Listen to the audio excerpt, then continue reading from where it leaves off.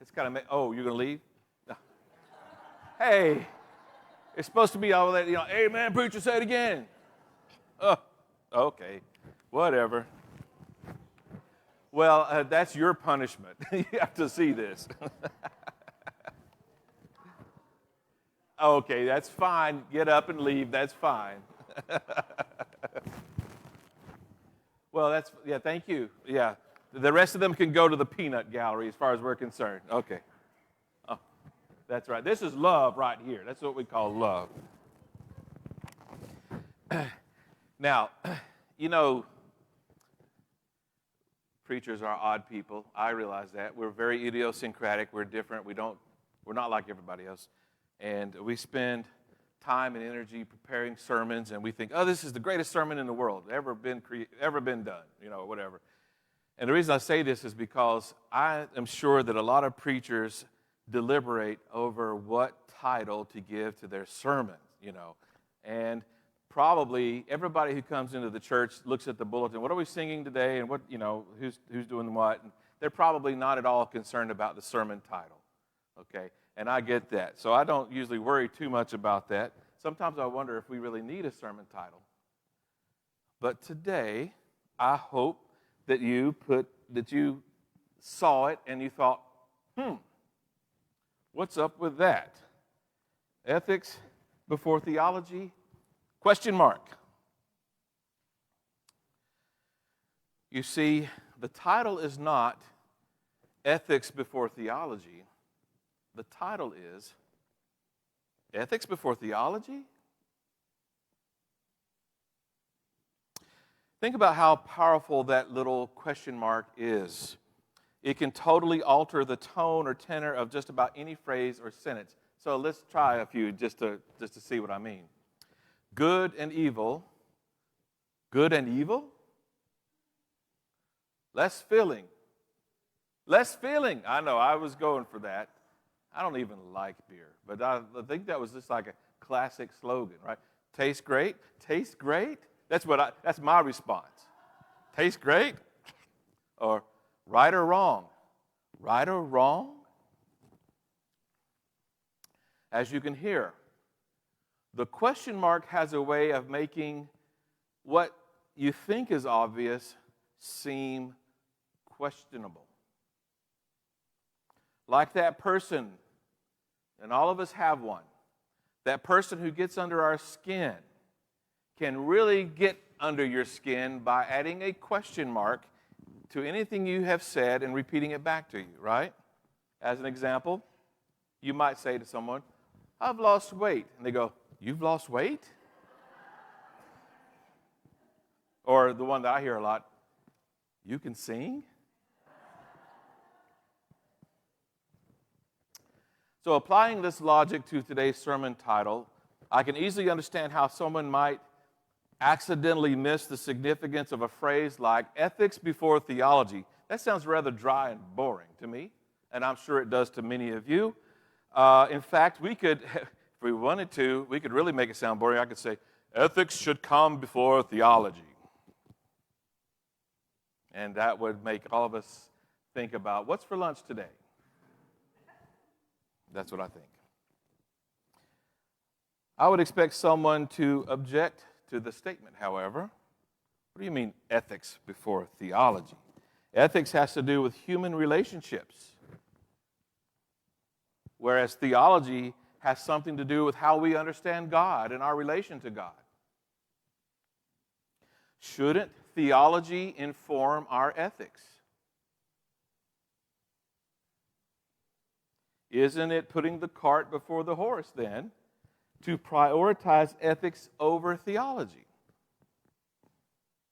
Well, this is exactly the problem that Romans 13, 8 through 10 puts before us. First, take note of a phrase in verse 8 that you may have passed over without much thought. I'm referring to these words. For the one who loves another has fulfilled the law. Let that sink in for just a moment.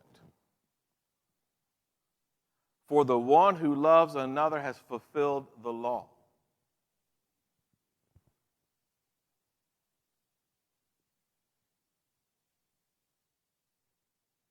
That's what you call a pregnant pause, right? Let people think about it. Let it kind of sink in a little bit. According to the rabbinic tradition, there are 613 commandments in the Old Testament, or in the Hebrew Bible. One of the commandments says, you shall love the Lord your God with all your heart and with all your soul and with all your might. And then, of course, there's the other one, Leviticus 19:18, which says you shall love your neighbor as you love yourself. And those of you who are really up on your New Testament knowledge, you know that these are the two commandments that Jesus quoted when he was asked, what is the greatest commandment? So let's look at the entire conversation in Matthew. When the Pharisees heard that he had silenced the Sadducees, they gathered together, and one of them, an expert in the law, asked him a question to test him. Teacher, which commandment in the law is the greatest? He said to him, you shall love the Lord your God with all your heart and with all your soul and with all your mind. This is the greatest and first commandment. And a second is like it. You shall love your neighbor as yourself. On these two commandments hang all the law and the prophets. And I'm sure you get that. Law and prophets means what? It means Genesis through Malachi. Everything hangs on these two commands. Love your neighbor as yourself definitely qualifies as an important commandment according to Jesus, but he actually puts one higher than that, right? The one he puts higher that is, you shall love the Lord your God with all of your heart, soul, strength, and mind. So we might, for just a minute, for the sake of this conversation, we might say, love of God we can characterize with the word theology. You okay with that? And love your neighbor as ethics. You okay with that? And then we might find a bit of a contradiction in the statement, ethics before theology. You see where I'm going with this? I'm leading you around the garden path, right? You understand that? So just hang with me. You can't go to sleep yet. You can't think about what's for lunch yet. You got to stay with me.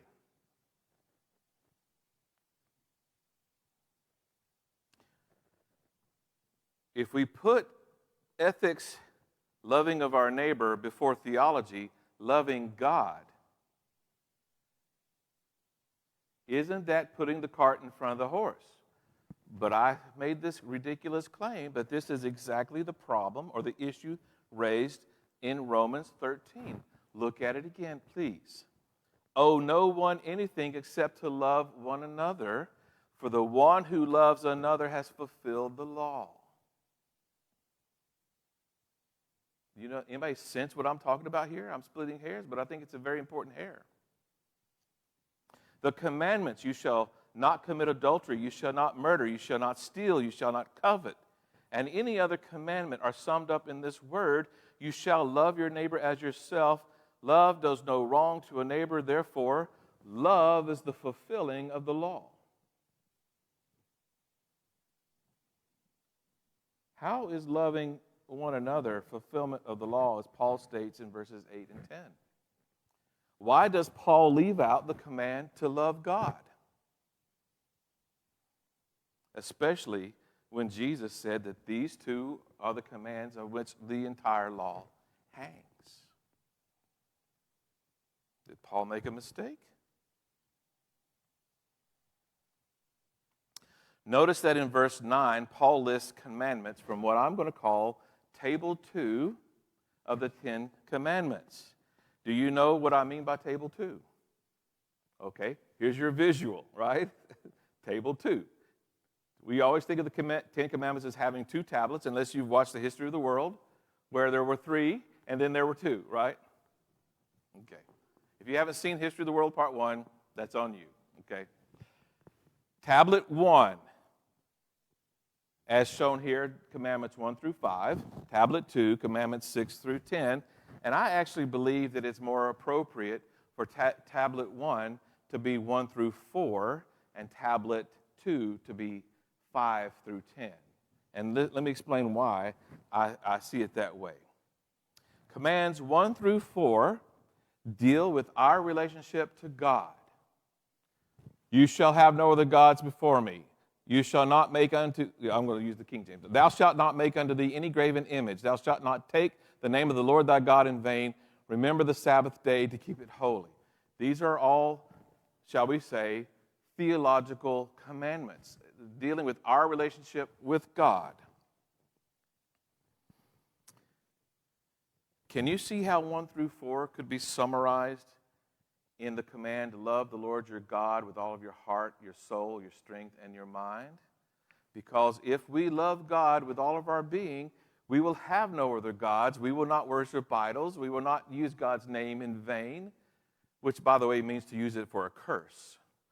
And we will honor or keep the Sabbath. And can you agree with me then that the other commandments from Numbers 5 through 10 have something to do with our relationship with other people? Honor your father and your mother. You shall not kill, which really is murder. Thou shalt not commit adultery, steal, bear false witness against your neighbor, or covet.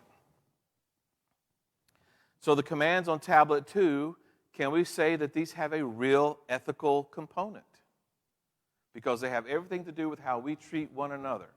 And they could possibly be summarized in the commandment, you shall love your neighbor as yourself. Isn't that what Jesus was doing? The law and the prophets can all be summed up in these two commands. Love the Lord your God with all your heart, soul, strength, and mind. Love your neighbor as yourself. Some churches even simplify it more with 4 words. Love God, love others. You sometimes see that in somebody's mission statement or vision statement.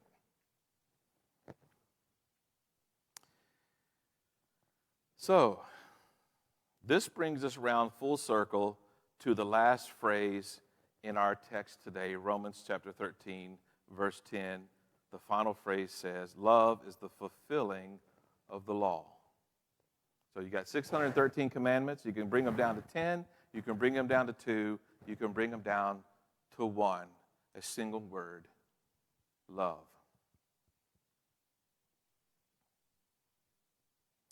And in a very real way, probably all the difficulties we experience in life and in the church can come down to a problem with love.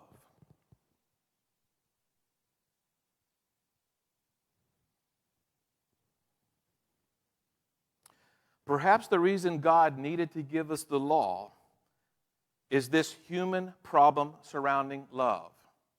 I know many of you are teachers or former teachers, and I'm sorry to keep bringing that up for those of you who are not teachers, but let me just mention something that many of you have experienced. Somewhere in your educational career, you had a teacher who was fresh out of school, right? And the teacher had this big smile on his or her face. And when the students came in for the first time and they addressed their class for the very first time, they said, I want you to know that I'm glad you're here, and we're not going to have any rules in this class but just one. If we all respect one another, we don't need any other rules. That's a happy thought, isn't it? And you laugh because this is the teacher who is in the principal's office within a week or two, crying his or her eyes out, pulling his or her hair out. I can't control this class. They won't listen to me. Sometimes you need rules. Or as the rabbis would say, sometimes you have to build a fence around the law. You have to create parameters into which people can behave.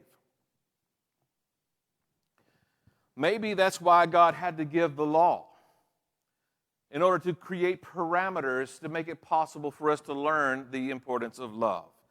We do not love each other enough to respect the life, property, reputation, and the other boundaries of our neighbors. As G.K. Chesterton said, and I quote this often, the Bible says to love your neighbor and to also to love your enemy, probably because they're usually the same people.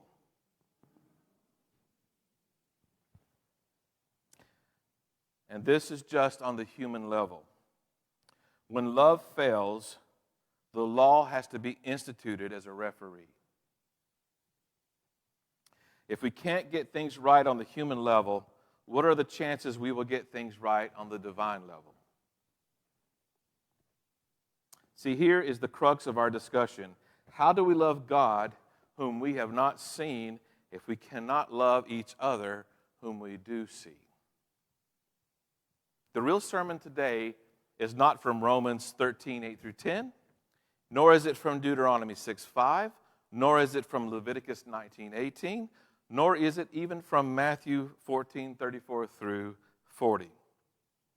The real text for today is in the letter of 1 John, found at the end of the New Testament. 1 John has 5 chapters.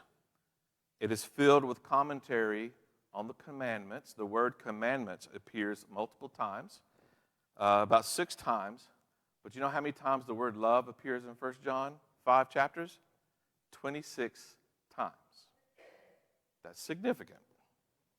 And I would love to read all 5 chapters to you right now, but I won't. I'll just read to you a sample, probably one of the best and most famous passages, verses 20 through 21 of chapter 4.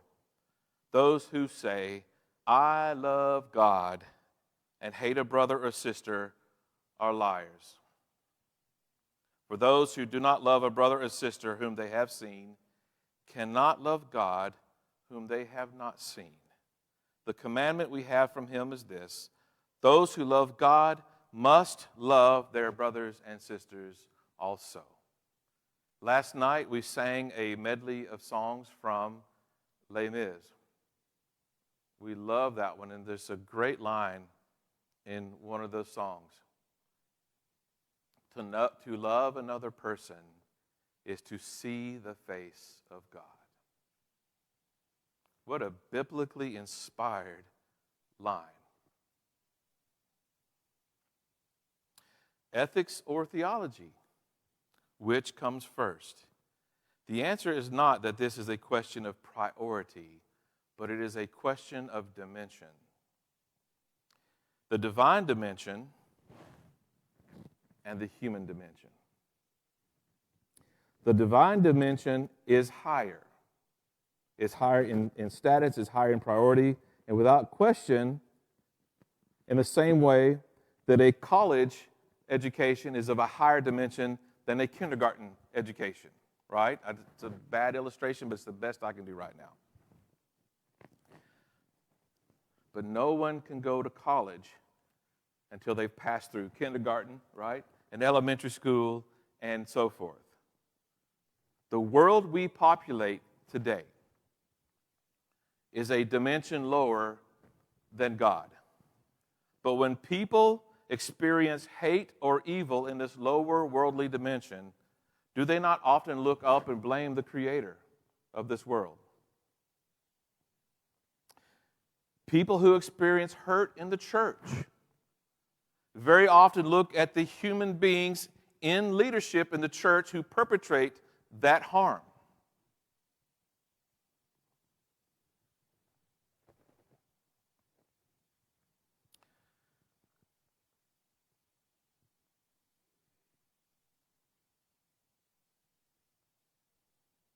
How can such a person love a God they cannot see if they experience hate from the one who's claiming to be God's servant?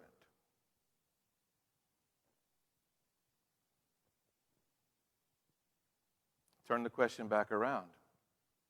Those who say, I love God and hate a brother or sisters are liars.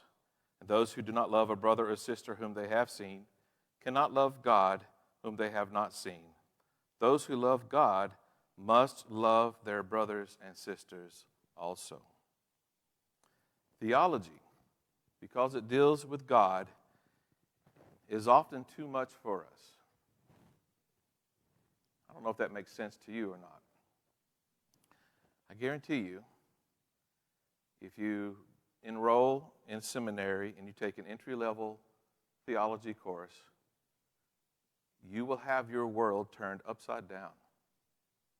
I always think of that phrase from the prophet Jeremiah to tear down and rebuild, to uproot and to replant. Theology is too great for us. We do our best to understand it, but in the end, we have to fall back on our faith. Faith in a God who is too great to be understood. Otherwise, he would be on our level or we would be on God's level. God must be greater. But we can understand human interactions. We recognize love when we see it, and we certainly know hate when we experience it, do we not? The human problem with love made law necessary.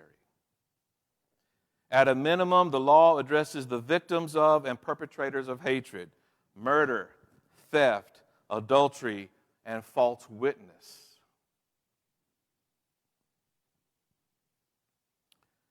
But at its best, the law can be summed up in the word love. Love God, love people. Theology is higher than ethics, and God is higher than we are. But we have to crawl before we can walk, and we have to walk before we can run. And by that same token, we have to learn to love one another before we can truly say that we love God. It's no good to go around and talk about God said this and God said that, and then to turn around and be hateful. If we do not get the human dimension right, it is impossible to get the theological dimension right. This is not a thought experiment. This is a deep truth at the heart of our faith. And on that note, I invite you to stand as we sing our closing hymn, "The Gift